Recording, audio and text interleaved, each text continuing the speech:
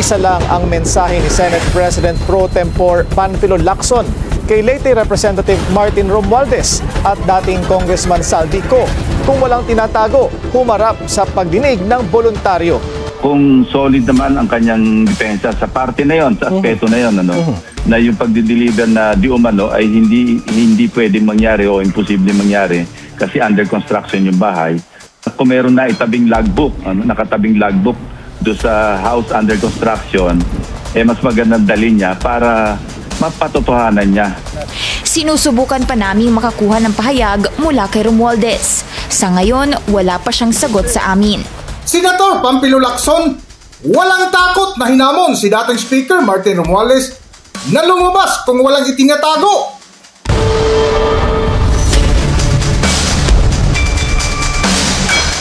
Welcome back to Kaakibat TV. Matapos nga lumabas ang balita na muling pamumunuan ni Senate President Pro Tempore Panfilo Ping Lacson ang makapangyarihang Senate Blue Ribbon Committee, ilang linggo matapos ito bitawan dahil sa kaliwat kanang bash na komento ng ilang netizens na tila nililigaw na at wala nang direksyon ang ginawang investigasyon sa maanumalyang flood control projects. Lalo na nang lumutang at lumantad ang dating Marine na si Sergeant Orly Gutisa na tila pinagdudahan pa ang kanyang salaysay na walang kredibilidad ng isangkot nito ang dating Speaker of the House na si Martin Romualdez at ako, Bicol Party List Congressman Zaldico. Ngunit sa panibagong natuklasan ni Senator Ping Lacson ay nagulat ang senator nang makita ang record ni Sergeant Orly Gutisa sa mga taong pinagsilbihan nito. Hindi pa man opisyal na bumabalik bilang Senate Blue Ribbon Committee Chair, may pasabog agad si Senate President Pro Tempore Panfilo Lacson. Sa kanyang napipintong return bilang BRC Chair sa November 10, target niya nang magdaos ng susunod na committee hearing sa November 14. Iimbitahan ang isang very important witness na hindi pa niya pinapangalanan, kasama si Orly Gutesa na naging surprise witness sa previous hearing. Kailangan pa raw kasing mabigyang linaw ang kanyang naging testimony tungkol sa di umano'y personal cash deliveries sa bahay ni na-resigned ako Bicol Party List Representative Zaldico at former House Speaker Martin Romualdez. Ang pera ay may kaugnayan sa di umano'y kickbacks nila sa flood control projects. Sa huling statement ni Lacson nung siya pa ang BRC Chair, iimbitahan daw niya sina Ko at Romualdez sa next hearing. Inaasahang sisipot din sa November 14 ng ilang politiko at DPWH officials.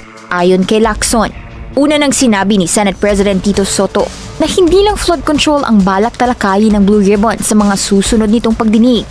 Sasakupin nito ang mga anomalya sa iba pang infra projects gaya ng farm-to-market roads. Nag-resign si Lacson bilang BRC Chair matapos ang di umano'y frustrating talks sa mga kapwa-senador. Bagamat suportado na raw ng Senate Majority ang pagbabalik ni Lacson bilang Blue Ribbon Chair, kailangan pang abangan kung nanganganib ang Senate Presidency ni Soto. Pero tila unbothered ang Senate Chief tungkol dito. Samantala, sinusuportahan naman ni Senator Win Gatchalian ang comeback ni Lacson. Sa programang On Point ng Billionario News Channel, sinabi ni Gatchalian na mas mainam na manatili si Lacson sa pwesto dahil siya na ang may kaalaman sa takbo ng investigasyon tungkol sa flood control mess. It's better for him to continue to be the chair because he can definitely drive the investigation faster because of his prior knowledge about this issue. Dinetalya ni Lacson nitong Setyembre ang modus o scheme kaugnay ng mga proyekto at nag-name drop ng mga sangkot sa ghost at substandard projects, partikular ang sa Bulacan.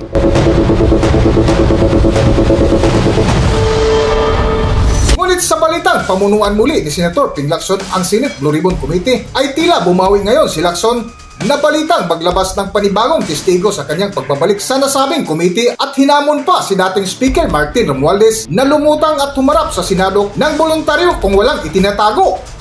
Para sa buong kwento, narito ating panorin at pakinggan ang video. Isa lang ang mensahe ni Senate President Pro Tempore Panfilo Lacson kay Leyte Representative Martin Romualdez at dating Congressman Zaldico. Kung walang tinatago, humarap sa pagdinig ng voluntaryo. At sa kanyang inaasahang comeback sa Blue Ribbon Committee, bilang flood control scandal ang kanyang sisilipin. Narito ang agenda report ni Hannah T. Inuudyok na si former House Speaker Martin Romualdez na voluntaryong lumitaw sa Senate Blue Ribbon Committee hearings. Sabi ni Senate President Pro Tempore Panfilo Lacson, Sa Agenda Weekend ng Bilyonaryo News Channel, kung hindi naman daw totoo ang naging cash deliveries sa kanyang bahay kaugnay ng infra projects, dapat magkusa na lang siyang sumipot.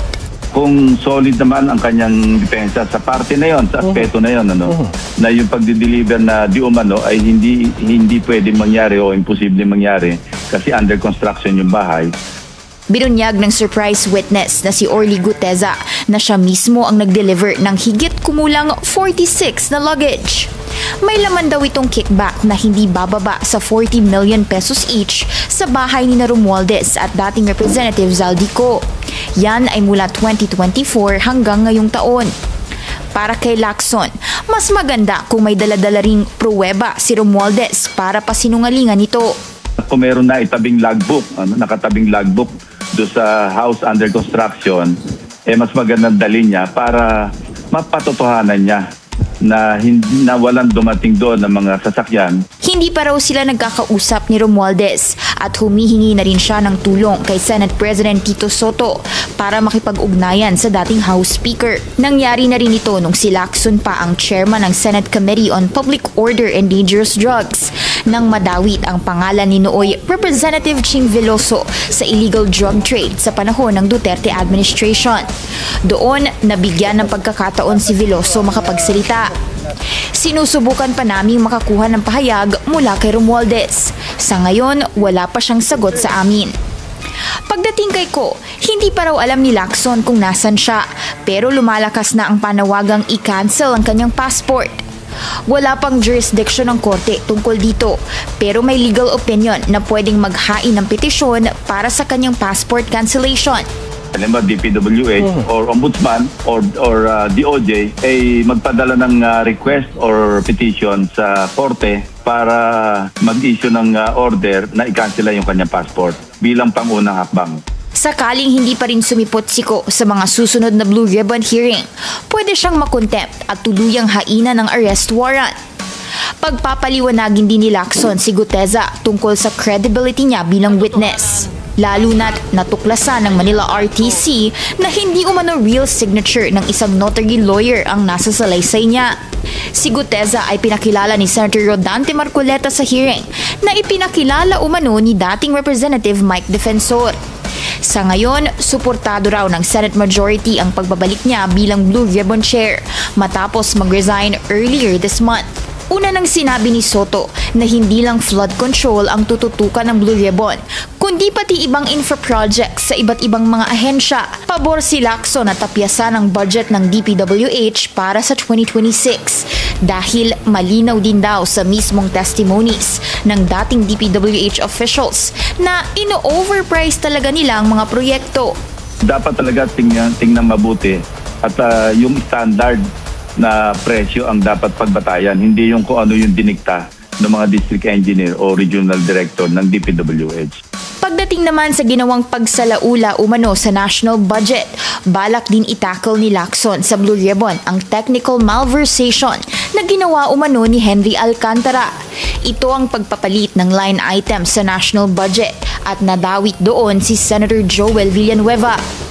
Humiling daw noon si Villanueva ng multipurpose building pero napalitan ng 600 million peso worth of flood control nang hindi alam ng TESDAMAN. Una na ring pinabulaanan ni Villanueva ang mga akusasyon.